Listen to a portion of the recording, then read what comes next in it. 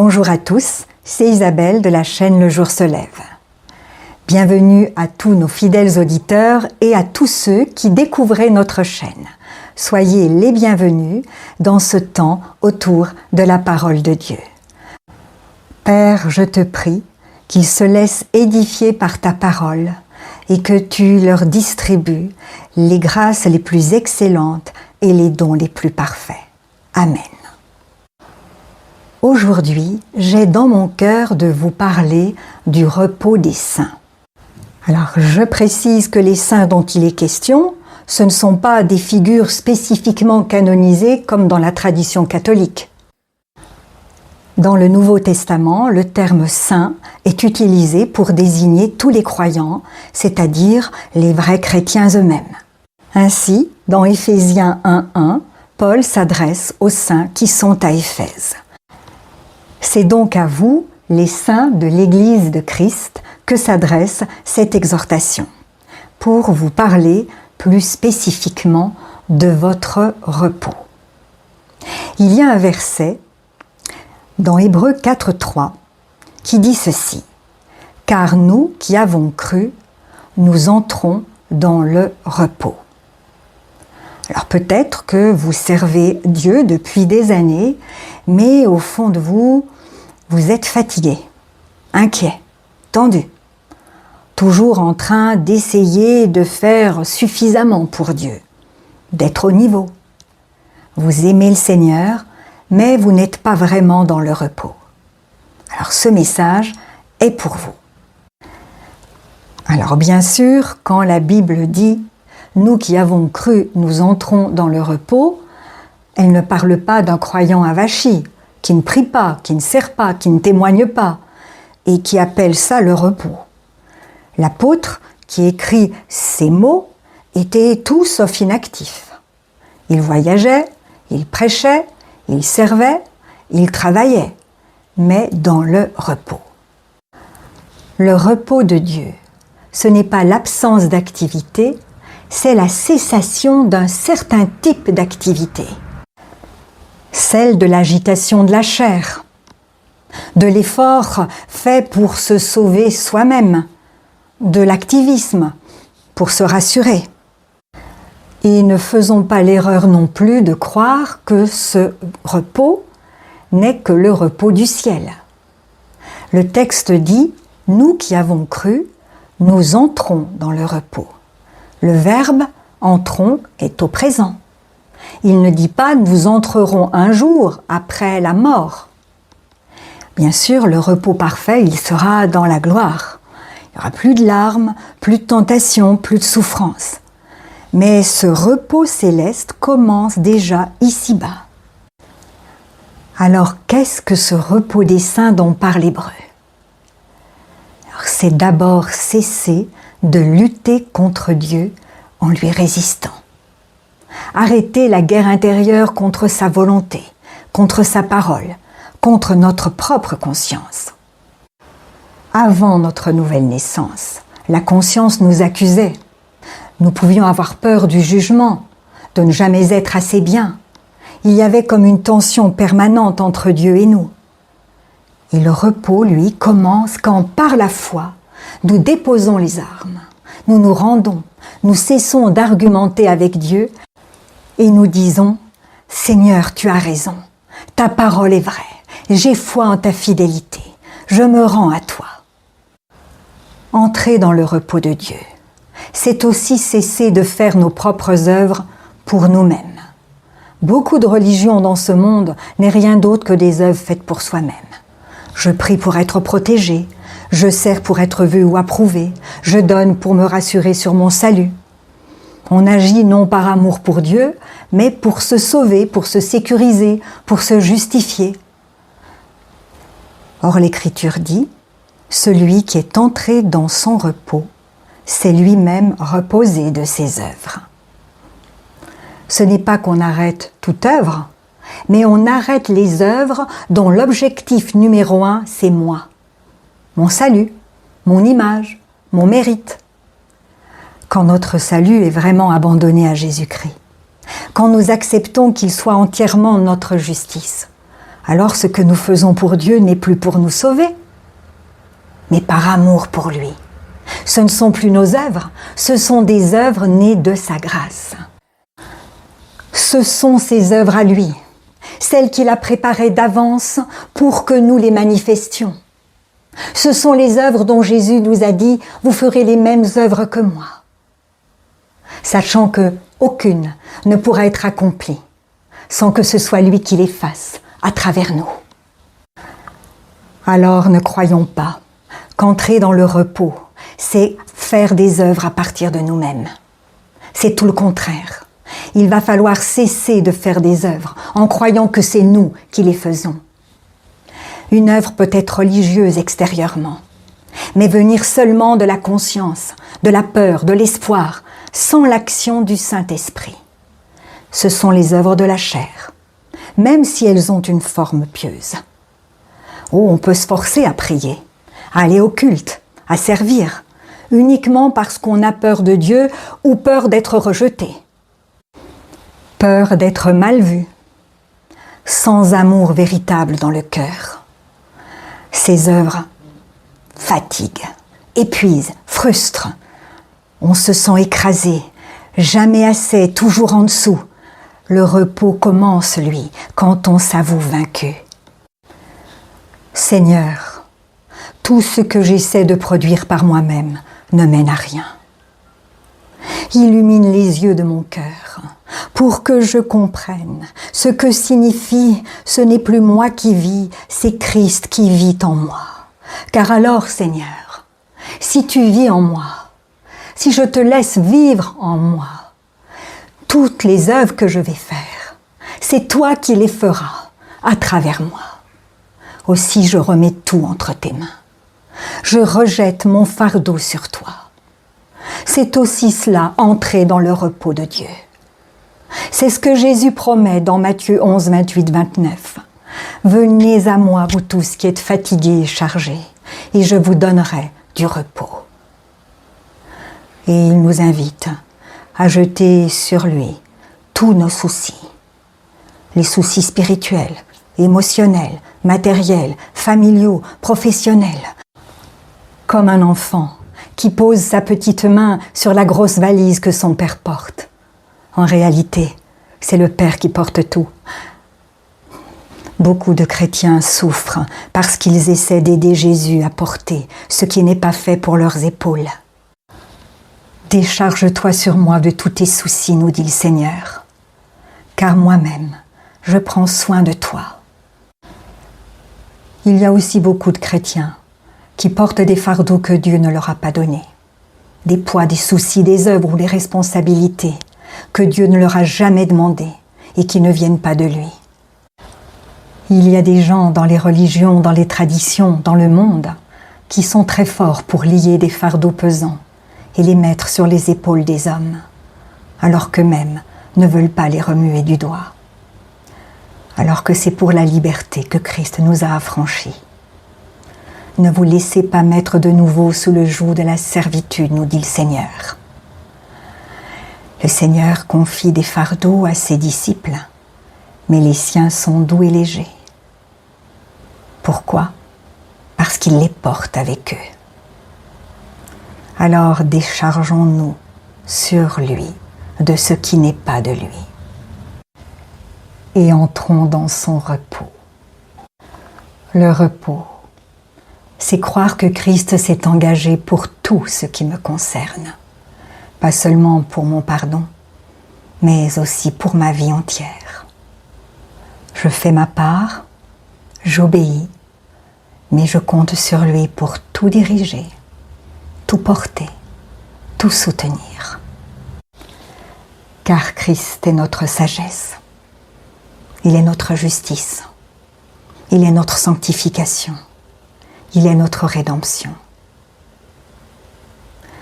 Quand on entre dans son repos, on le reçoit tel qu'il est, notre tout. On accepte une bonne fois pour toutes que par nous-mêmes, nous n'avons rien de tout cela et que nous n'avons pas à combler ce vide par nos propres efforts. Nous le recevons, lui, comme notre tout en tout. La Bible nous dit que Dieu agit en nous pour vouloir et faire selon son bon plaisir. C'est pourquoi Paul peut dire « Ce n'est plus moi qui vis, c'est Christ qui vit en moi. Et encore, j'ai travaillé plus que tous, non pas moi toutefois, mais la grâce de Dieu qui est avec moi. » Donc le repos, ce n'est pas que notre activité s'arrête, mais que nous livrons notre volonté à Christ, nos mains, nos pieds, notre intelligence, et il les emploie. Nos œuvres restent volontaires. Nous choisissons. Nous avons notre libre arbitre. Dieu ne veut pas des robots. Mais nous obéissons. Mais la source, l'impulsion, viennent de l'Esprit de Christ. Et dans la mesure où nous nous remettons ainsi à lui, dans cette mesure, nous cessons de pécher. Il ne nous conduit pas dans le péché. Il nous conduit dans la volonté de Dieu. Son esprit nous conduit dans sa communion avec le Père. Alors, quand entrons-nous dans ce repos? La réponse est claire. Dans cette vie. L'apôtre parle aux saints, aux croyants, quand il dit « Nous qui avons cru, nous entrons dans le repos ». Mais il met aussi en garde. Craignons donc, tandis qu'il reste une promesse d'entrer dans son repos, qu'aucun de vous ne paraisse être resté en arrière. Si ce repos dépend de la foi, alors il commence dès que la foi s'exerce. Le repos n'est pas seulement une récompense après la mort, c'est l'état normal d'une âme qui s'est abandonnée à Jésus-Christ, qui laisse le Seigneur la restaurer, la conduire dans les sentiers de la justice. C'est une âme qui marche par l'Esprit. Or, beaucoup de chrétiens vivent toujours sous un régime de loi. Ils savent que Christ a payé pour eux, mais dans la pratique, ils restent dans l'effort, dans la peur, dans la pression, dans la culpabilité. Or, tant que nous n'entrons pas dans ce repos de la foi, nous n'entrons pas pleinement dans la réalité de l'Évangile. Alors, comment entrer dans ce repos? Christ nous le dit, « Venez à moi, vous tous qui êtes fatigués et chargés. » Il ne dit pas « Venez quand vous serez plus forts, plus stables, plus sanctifiés. » Il dit « Venez maintenant, fatigués, chargés, épuisés d'essayer, épuisés de lutter. » Entrer dans le repos commence souvent par un aveu de faillite. « Seigneur, j'ai tout essayé à ma manière. J'ai prié, je me suis forcé, je me suis condamné, mais je n'ai pas trouvé la paix, ta paix. Je reconnais que je suis incapable de me sanctifier par mes propres forces. J'ai besoin de toi, Seigneur. Je te donne tout. Je me décharge sur toi de tout. » Oui, entrer dans son repos, c'est remettre tout à Christ. La foi, c'est pas seulement croire que Jésus a pardonné nos péchés. C'est lui confier notre vie entière. Notre sanctification, notre transformation, notre capacité à obéir, à persévérer. C'est lui dire « Seigneur, je te donne le droit de me guider, de me corriger, de m'enseigner. Je renonce à contrôler ma vie. Je crois que tu es suffisant pour me conduire dans la sainteté. » Quand je marchais dans la chair, je disais « C'est à moi de m'en sortir. » Mais je sais, Seigneur, et je crois que sans toi, je ne peux rien faire. La foi nous fait cesser de travailler pour nous gagner quelque chose auprès de Dieu. Comme un enfant qui ne travaille pas pour acheter son pain quotidien, mais qui fait confiance à son Père. Nous sommes appelés à obéir à Christ, à marcher avec lui. Mais sur le fond, tout repose sur son œuvre à lui, pas sur la nôtre. Regardez un tout petit enfant dans les bras de son père ou de sa mère. Il dépend d'eux pour tout, mais il n'est pas inquiet, il se repose. Ainsi est l'âme qui croit vraiment. Elle se repose en Christ. Elle sait qu'en dehors de lui, elle tomberait en un instant. Mais elle a confiance en celui qui la tient. L'incrédulité, ce n'est pas seulement ne pas croire que Dieu existe, c'est ne pas lui faire confiance. Ne pas croire qu'il est bon, ne pas croire qu'il dit la vérité, ne pas croire qu'il est suffisant, ne pas croire qu'il prend soin de nous. C'est la racine de tout péché. Adam a péché lorsqu'il a cessé de faire confiance à Dieu. Il a cru le mensonge du serpent plus que la parole de Dieu. Le geste extérieur, manger le fruit, n'était que la conséquence de cette défiance intérieure. Sans la foi, il ne reste plus à l'homme que ce qu'il voit, le monde présent, ses désirs, ses appétits, ses peurs. Il agit alors par égoïsme, par intérêt, par peur de perdre, par envie de posséder. Et toute sa vie devient moi, mes besoins, mes envies, mes sécurités. C'est ça le péché. On le lit à travers toute la Bible. Sans la foi, il est impossible d'obéir à Dieu d'une manière qui lui soit agréable. Parce qu'il manque le cœur de l'obéissance, la confiance. Là où la foi grandit, la peur recule. L'égoïsme perd du terrain, la chair perd de son pouvoir. Là où la foi faiblit, la tentation gagne. Comme Pierre sur l'eau, tant qu'il regarde Jésus, il marche. Dès qu'il regarde au vent et au danger, il commence à s'enfoncer. Je crois que ce serait bien que chacun maintenant, de notre côté, nous nous posions quelques questions. Avons-nous réellement trouvé ce repos en Christ? Avons-nous cessé de vouloir nous sauver nous-mêmes par nos œuvres, nos efforts, nos résolutions? Avons-nous déposé nos fardeaux, nos soucis, nos peurs sur le Seigneur? Est-ce que nous sommes entrés dans ce repos où nos œuvres ne sont plus les nôtres, mais celles de Christ en nous? Si nous réalisons que nous sommes encore dans l'agitation, la peur, la pression, l'auto-justification, ne nous condamnons pas, mais venons vers le Seigneur. Je vous invite simplement à faire là où vous êtes cette prière avec foi. Seigneur Jésus, je reconnais que j'ai essayé de porter ma vie, mon salut, ma sanctification sur mes propres épaules. J'ai voulu faire mes propres œuvres, par mes propres forces, et je suis fatiguée. Aussi je renonce à me sauver moi-même. Je crois que tu as tout accompli à la croix. Je te reçois comme ma justice, ma sagesse, ma sanctification et ma rédemption. Je dépose sur toi tous mes fardeaux, toutes mes inquiétudes, tous mes combats intérieurs. Tu les as tous portés à la croix et ils doivent y rester. Apprends-moi à me reposer en toi, comme un enfant dans les bras de son Père.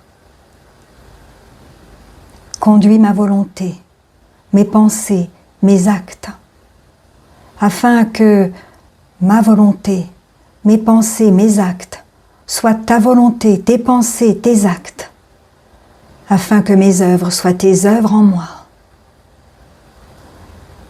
Je me confie à toi, Seigneur, maintenant et pour toujours. Amen.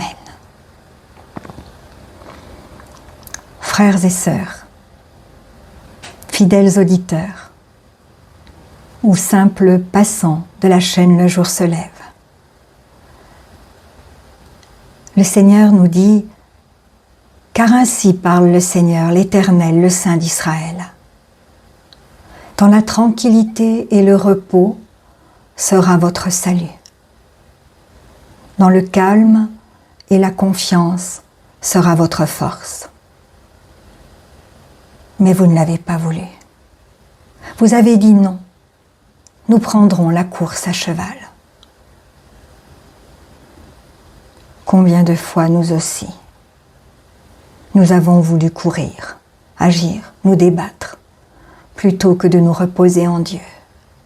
Combien de fois avons-nous choisi la course, la vitesse, l'effort, croyant que ça irait plus vite, que cela nous sauverait, alors que Dieu disait « Le salut est dans leur repos ». Mais aujourd'hui, si vous avez prié, si vous croyez, alors recevez cette parole, car nous qui avons cru, nous entrons dans leur repos. Ce « nous » peut vous inclure aujourd'hui. Il n'est pas trop tard. Tant qu'il est dit aujourd'hui, n'endurcissez pas votre cœur. Entrez par la foi dans le repos des saints et laissez Jésus-Christ devenir votre repos, ici et pour l'éternité. Amen. À toi, Seigneur, soit toute la gloire.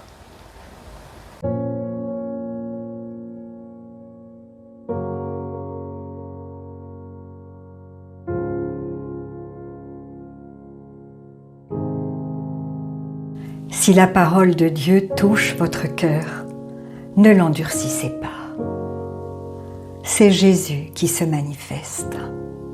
Il vous dit, « Voici, je me tiens à la porte et je frappe. Si quelqu'un entend ma voix et ouvre la porte, j'entrerai chez lui. Je souperai avec lui et lui avec moi. » Alors, si vous n'avez pas encore fait de Jésus votre Sauveur et votre Seigneur personnel, vous pouvez maintenant le faire. Déclarez à haute voix et d'un cœur sincère: Père, je te remercie parce que tu as envoyé Jésus-Christ mourir sur la croix pour mes péchés. Et tu l'as ressuscité des morts. Je désire, du plus profond de mon cœur, recevoir ton pardon et être racheté par le sang de Jésus. Jésus, je t'accueille maintenant comme mon Sauveur et mon Seigneur. Je renonce désormais au péché et je veux te suivre tous les jours de ma vie. Au nom de Jésus. Amen. Si vous avez fait cette prière, dites-le nous simplement dans les commentaires. Nous prierons pour vous et nous nous réjouirons avec le ciel tout entier, car Jésus a dit « Il y a plus de joie dans le ciel pour un seul pécheur qui se repent que pour 99 justes qui n'ont pas besoin de repentance. » Puis continuez de vous fortifier et de vous purifier par la parole de Dieu. La foi vient, mais elle ne vient que d'une seule source, de ce que l'on entend de la parole de Christ. Demandez au Saint-Esprit de vous guider et de vous éclairer. Il vous conduira dans toute la vérité. Il vous équipera pour toutes les circonstances de votre vie. Vous verrez que peu à peu, il vous révélera ce que ne peuvent comprendre ceux qui ne s'attachent pas à la parole. Car l'homme naturel n'accepte pas ce qui vient de l'Esprit de Dieu. C'est une folie pour lui et il est incapable de le comprendre parce que c'est spirituellement qu'on en juge. Et ne restez pas seul. Trouvez une assemblée qui se nourrit de la parole et y est fidèle. Et s'il n'y en a pas autour de vous, demandez au Saint-Esprit de vous faire rencontrer des frères et sœurs qui, comme vous, ont le désir de connaître Jésus plus profondément, de l'aimer et de le servir tel que lui le désire. Et soyez vigilants dans les enseignements que vous recevez, car Jésus nous a avertis. Plusieurs faux prophètes s'élèveront et ils séduiront beaucoup de gens. Et en toute chose, faites une confiance absolue au Seigneur et vous serez richement bénis.